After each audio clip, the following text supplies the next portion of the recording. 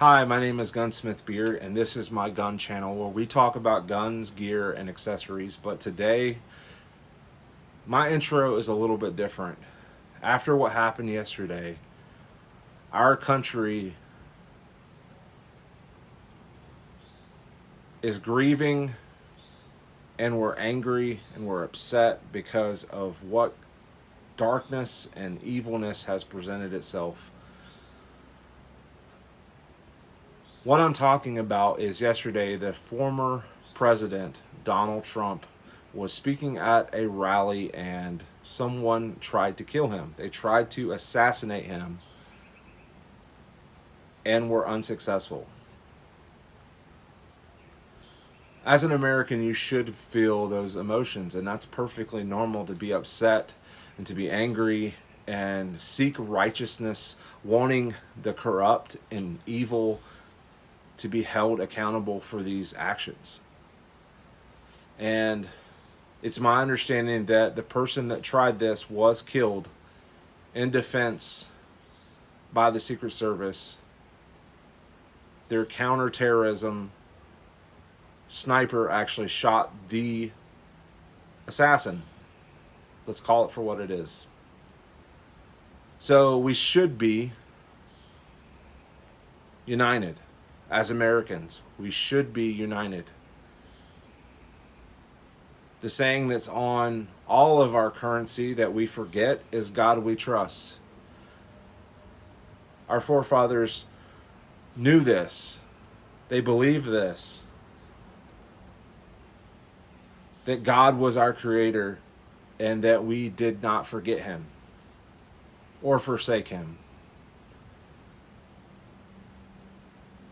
So right now, as a country, we should be praying for our nation. We should also be praying, regardless of how you feel about Donald Trump, praying for his full recovery.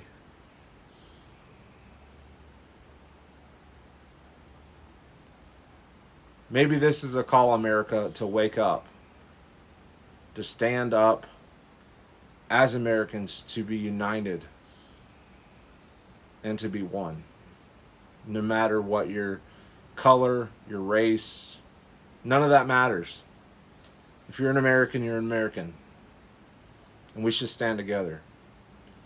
And we should have no tolerance for corruption, wickedness. We should all seek righteousness. We should seek justice. So I've said what I wanted to say. There's no way I was going to do a video, especially the day after such an evil act was committed, without actually addressing the elephant in the room. And I am upset as an American.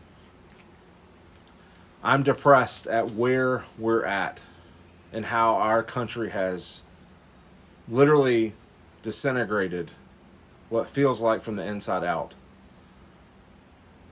But this didn't happen overnight, guys and girls. This didn't happen overnight. We've seen this slowly degrading to the point where this is where we're at.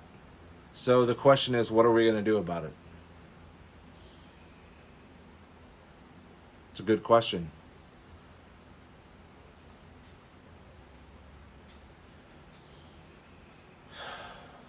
That's pretty heavy.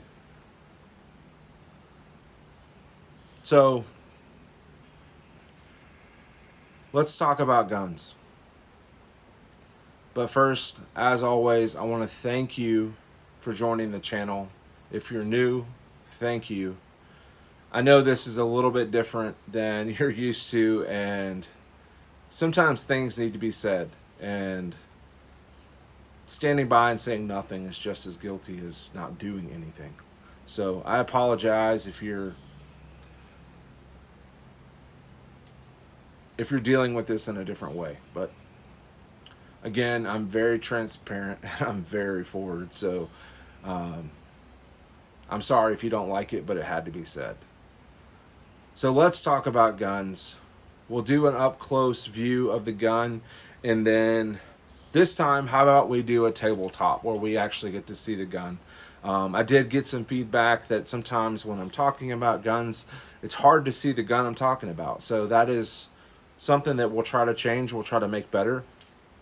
And as always, a big thank you to our channel supporters, which are Brownells, SWAMPFOX Optics, and Shooter Innovations.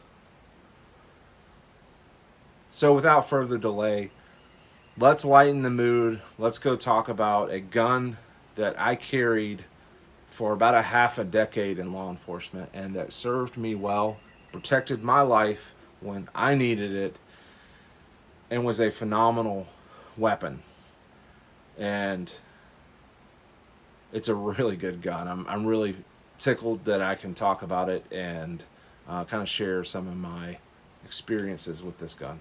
But anyway, let's take a close look. We'll come back and we'll actually have a tabletop on this one so you guys can see it up close so we can kind of talk through that. But anyway, catch you in a second. See ya.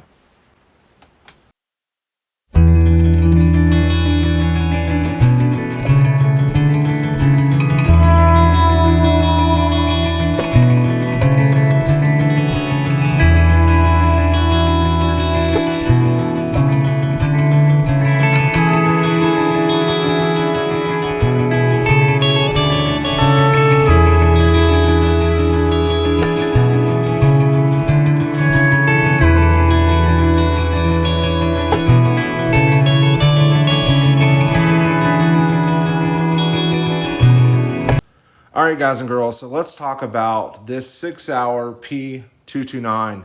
But before we do that, I want you guys to know a little bit about the history of this gun. So way back in 1985, 84, this gun was released, well, the model before it, which is the P226. That was a full-size gun by Sig Sauer. It came in 4 different calibers, but it was a phenomenal gun, but it was not a compact gun. And as you know, Glock 17 had their full size, but then they also wanted something more compact, where the Glock 19 came out. And to be honest, the P229 is the closest to a Glock 19 in size. Now, I will tell you, SIGs are very thick. They're not, especially these older 229, 226, 228s, they're kind of fat and they're they're not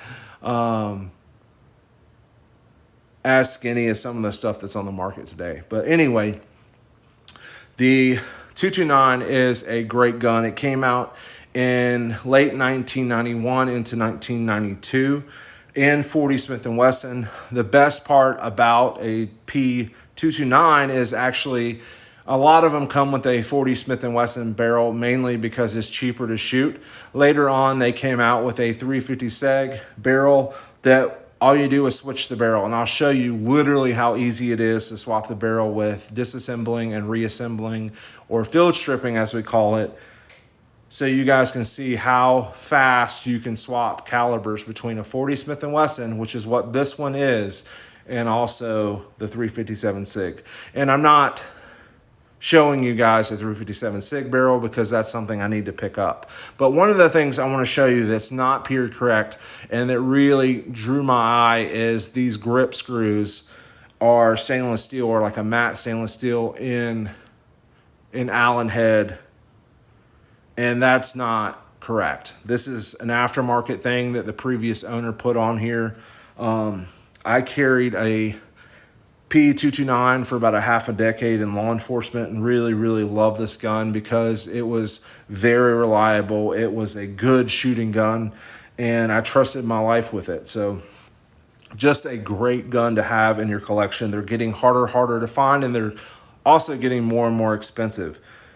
Now, this is not an E2 West Germany version, which that version is worth a lot of money right now. They have gone anywhere from $1,200 to a couple $1,000s. Just the regular P229s are kind of hovering around $600 to $800 to $900 for those pistols. So it just depends on the condition, obviously, and then, you know, which one you have. Here is the magazine, and this is one of the coolest features is As you can see, it says the calibers written on the body of the magazine. It says 40 Smith & Wesson, and it also says 357 Sig. Now, you'll notice that this little bar on the magazine shows you that this is a compliant magazine, and this is the magazine that came with the gun. I didn't actually get the correct magazines.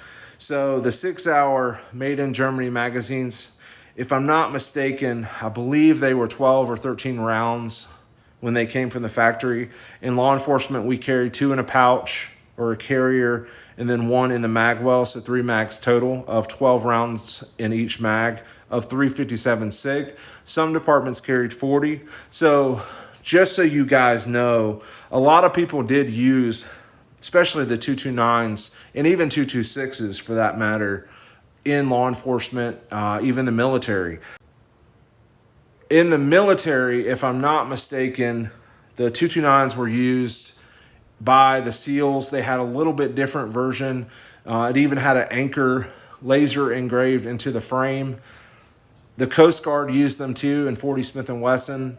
A lot of law enforcement agents use these. I know for the longest time, a lot of state troopers carried these guns. A lot of sheriff's departments carry these guns. Homeland Security and Secret Service for a little bit carried this model pistol. Just a phenomenally and very reliable pistol. So one of the things as far as the controls is you'll notice this lever right here. That is the decocker. And so if you cock the gun, the hammer goes to full cock. What the decocker does is it brings it back safe and decocks the hammer. So it returns the hammer to the original position and uncocks that hammer. But you'll notice that when you decock, it also resets from the trigger, because this trigger is a double action, single action. So it also, by using the decocker, resets this trigger. And you'll see the trigger resetting. And that's just a phenomenal little feature. And when we were trained, put a round in the chamber by racking that slide. And then before we holstered it, we would decock and then holster. But I'm going to show you real quick how easy and how fast it is. And I'm going to be honest, full disclaimer, I'm really rusty, haven't used this gun in a long time, and I recently picked it up. So there's a little bit of muscle memory that's still there, but I'm going to show you how to disassemble this. First, I'm going to walk you through, and then I'll try to do it with a little bit of speed, even though I'm encroaching to be a very old man. So I'm just kidding. But anyway, you lock the slide back. You push the slide lock up until it latches on the slide. You can let go. The takedown lever is here. So it is at east and west. You want it to go north-south. So north, south. Then release your slide. Slide goes all the way out. Then, much like a Glock, you have your rod, recoil rod, and spring. Now, SIGs are a little different than Glocks. They have a braided, SIG loves this braided recoil spring. And a lot of these are painted blue or yellow. They have different colors, meaning for different calibers. And then your barrels slide right out of the slide. Now, this is the part I was talking about. If you wanted to change this 40 Smith & Wesson to a 357 SIG, this is how you do it. You take the 40 out, you put the 357 in. Not saying that this barrel is that, I'm just showing you how to do it. Then you put your recoil spring back in.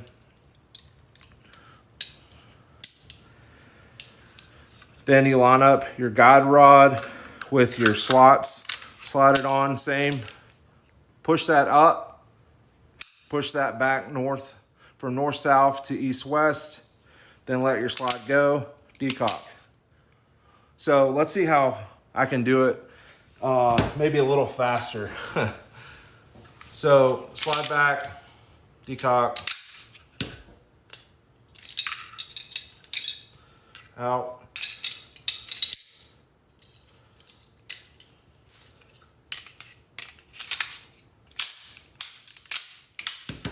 There. Not perfect, but, you know, just having fun.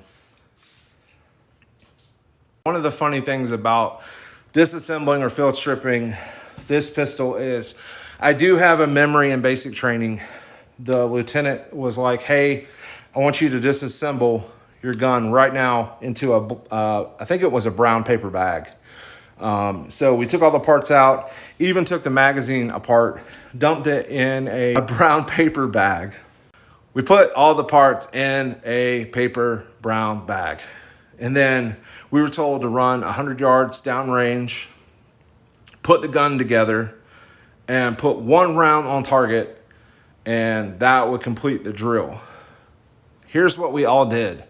We ran all the way down, we put it all back together, and put one round on target. And then the lieutenant walks down and says, you know, you didn't have to put the parts in the magazine. You could have just taken a round out of your pocket, put it in the chamber, and put one round on target. And we all looked at each other and was like, none of us thought to do that. We were all linear, and we were all thinking we're following instructions, we're following orders, and this is what he wanted. So thinking outside the box in a stressful situation is paramount sometimes to even your survival. But anyway, fun story. I figured I'd share that with you. This is the Sig Sauer P229 stainless steel, and just a really nice pistol. But I just had to share this with you. I have a lot of nostalgia. You can kind of hear it from the story and talking about it. This pistol, not this exact one, but this model pistol served me well for about a half a decade in law enforcement. I trusted my life with it every day.